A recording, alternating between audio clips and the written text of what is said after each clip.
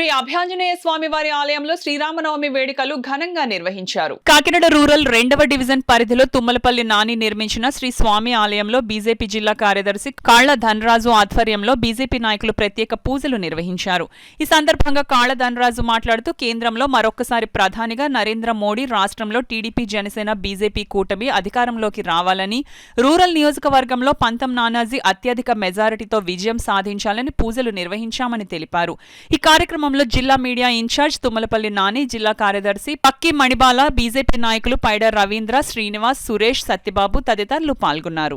దాడులు కానీ, ఒక నక్సలైట్ల దాడులు కానీ, ఒక తీవ్రవాదుల దాడులు కానీ, ఎటువంటి దాడులు లేకుండా చాలా ప్రశాంతంగా ఈ 10 సంవత్సరాలు సాగింది. అదేవిధంగా మళ్ళీ అదే నరేంద్ర మోడీ గారిని 400 సీట్లతో గెలిపించమని భగవంతుని ప్రార్థించుకోవడం జరిగింది.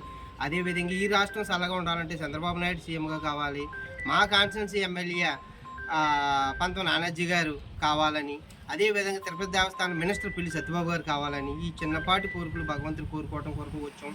ఎంతో ప్రశాంతంగా సాగే జీవితాన్ని ఈ ప్రశాంత ఈ తండ్రి ఈ దుర్మార్గుల నుంచి మమ్మల్ని రక్షించు అని చెప్పేసి మేము కోరుకోవడం జరిగింది. అదేవిధంగా ప్రజలంతా కూడా చూస్తున్నారు ఏ విధంగా నరేంద్ర మోడీ ఇంతకాలం ఏ విధంగా సాగిందో. శ్రీరాముడికి ఎవరు తేలైన అయోధ్యని నరేంద్ర మోడీ తెచ్చి ఇవ్వడం జరిగింది.